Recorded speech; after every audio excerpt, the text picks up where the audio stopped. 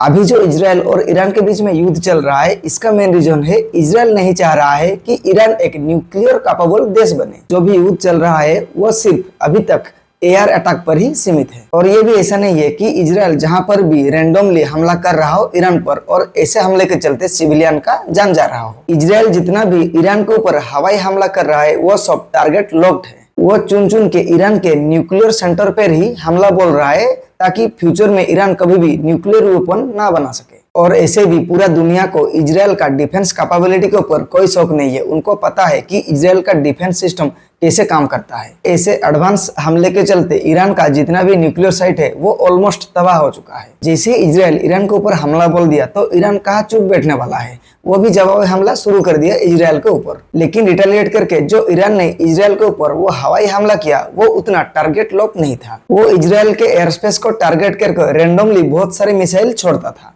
पूरा दुनिया को मालूम ही है कि इजराइल के पास most advance air defence system Iron Dome है। अगर आप इजराइल के एयर स्पेस को टारगेट करके जितना भी मिसाइल्स छोड़ोगे उनमें से मैक्सिमम को आयरन डोम सक्सेसफुली इंटरसेप्ट कर लेता है। यहाँ एक फैक्ट ये है कि जो इजराइल और ईरान देश है वो दोनों देश ही उनका जो मिलिट्री कैपेसिटी है वो लगभग सेम ही है। इसलिए इस बार ईरान जो इजराइल के एयर स्पेस को टारगेट करके जो मिसाइल छोड़ रहा था वो मैक्सिमम नंबर था, बहुत से बहुत ज्यादा छोड़ रहा था। और जो वैसे लार्ज नंबर ऑफ मिसाइल्स एक साथ इजराइल के एयर स्पेस में घुसेंगे तो आयरन डोम को भी मुश्किल है सभी को सक्सेसफुली इंटरसेप्ट कर पाना। मैक्सिमम टू मैक्सिमम को तो वो इंटरसेप्ट कर सकता है, लेकिन कहीं ना कहीं जितना ज्यादा लार्ज नंबर ऑफ मिसाइल आएंगे उनमें से कुछ ना कुछ तो वो ऑटोमेटिक इजराइल का धरती पर गिरना ही है। इसीलिए इस बार को तो इजराइल को भी काफी बड़े पैमाने में नुकसान सहना पड़ा है। ईरान के मिसाइल से इजराइल का बहुत सारे सिविलियन का जान ऑलरेडी जा चुका है। और ऐसे नहीं है कि इजराइल का मिसाइल से ईरान में तबाही ना हो, वहां भी तबाही हुआ है, लेकिन वहां थोड़ा सिविलियन का जान कम गया है कंपैरिजन टू इजराइल।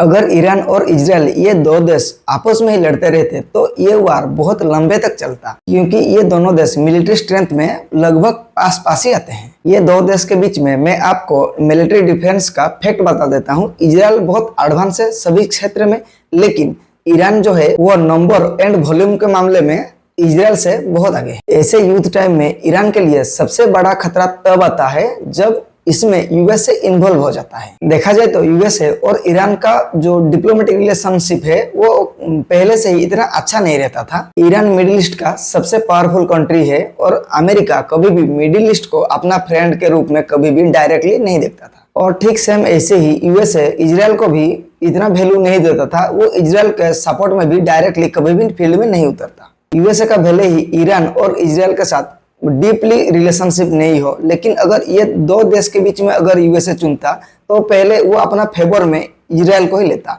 और सेकंड में ईरान को लेता। शॉकिंगली अभी यूएसए और इजराइल के बीच में फ्रेंडशिप धीरे धीरे घना होते जा रहा है जब से यूएसए वो पर्सनली जाके ईरान में घुस के वो ईरान के 3 न्यूक्लियर साइट्स को खुद तबाह करके आया। यहाँ तो ये डायलॉग फिट बैठेगा कि दुश्मन का दुश्मन आखिर दोस्त होता है। और ये बात तो सबको ही मालूम है कि यूएसए आखिर कितना पावरफुल है। यूएसए देश के सामने कोई भी देश नहीं टिक पाएगा। इस दुनिया में जितना भी देश है अगर आधे मिलके अमेरिका के खिलाफ जंग शुरू कर देना तो शायद अमेरिका से वो तब भी नहीं जीत पाएंगे। और ऐसे पावरफुल कंट्री अगर इजराइल और ईरान के युद्ध में अपने टांग अड़ा कर वो ईरान के ऊपर अटैक कर रहा है तो ईरान अभी क्या कर सकता है बेचारा। यूएसए का अगर इंटरफेरेंस हो गया तो ईरान को पता है वो कभी भी इजराइल के साथ अभी युद्ध नहीं जीत सकता। इसीलिए अभी ईरान धीरे धीरे नरम होता जा रहा है। अभी वो डायरेक्ट वार में नहीं उतर के वो डिप्लोमेटिक वार खेलने का कोशिश कर रहा है, क्योंकि ईरान के पास दुनिया का सबसे बड़ा हथियार है उसका ऑयल रिजर्व, उसका ऑयल। ईरान जो मन में ही सपने देख रहा था कि बहुत जल्दी वो न्यूक्लियर कैपेबल देश बन जाएगा, अभी का सिचुएशन को अगर हम देखें तो मुझे नहीं लगता अभी इसके बाद ईरान का वो सपना पूरा होगा। ईरान एक न्यूक्लियर कैपेबल देश बनने के लिए जितना भी वो डेवलपमेंट कर चुका था उसमें डायरेक्टली ऐसे एयर अटैक करके यूएसए और इजराइल उसके ऊपर पूरा पानी फेर दिया। कहीं ना कहीं ईरान तो इतना कैपेबल था कि वो इजराइल का एयर अटैक को रेजिस्टेंस कर सके। लेकिन सबसे प्रॉब्लम तब हुआ जब यूएसए उसका फाइटर जेट आके वो ईरान के 3 मेजर न्यूक्लियर पावर पॉइंट को तबाह कर दिया। अभी इसी पॉइंट में तो यही कहा जा सकता है कि ईरान के लिए अभी दिल्ली बहुत दूर है। इसके बाद ईरान क्या स्टेप उठाएगा वो ठीक से कहा नहीं जा सकता, लेकिन ईरान अभी यूएसए और इजराइल दोनों को ही धमकियां दे रहा है। और ऐसे भी यूएसए का कुछ भरोसा नहीं किया जा सकता। ट्रम्प चाचा कब बदल जाएंगे, कब अपना पार्टी चेंज कर देंगे, उसका कोई ठिकाना नहीं। अगर आप हिस्ट्री को ठीक से देखेंगे तो यूएसए का कोई भरोसा नहीं है, वो किसी का सगा नहीं होता। जहाँ बेनिफिट प्रॉफिट मिलेगा यूएसए उसका ही सगा है। इस मैटर में अगर हम हमारे देश इंडिया के बारे में बात करें तो इंडिया एकदम डिप्लोमेटिक गेम खेल रहा है। ऐसे भी इंडिया का डिप्लोमेटिक रूल यही होता है, वो किसी के सपोर्ट में ज्यादा बात नहीं करता और किसी को भी डायरेक्ट अप्रोच नहीं करता। और ऐसे भी हमेशा इंडिया का डिप्लोमेटिक गेम न्यूट्रल ही होता है, वो चाहता है सभी के साथ अच्छा संबंध बनाए रखे। जब भी बात पूरा बिगड़ जाएगा तभी इंडिया किसी के अगेंस्ट में बात करेगा, नहीं तो इंडिया एकदम चुप बैठ कर वो तमाशा देखेगा ही देखेगा। और ऐसे भी हमारे देश के डिप्लोमेटिक रिलेशन के लिए ये सही भी है। बाकी आपका इस मैटर के ऊपर क्या ओपिनियन है कमेंट बॉक्स में जरूर बताइए। And keep supporting me, do subscribe. Thank you.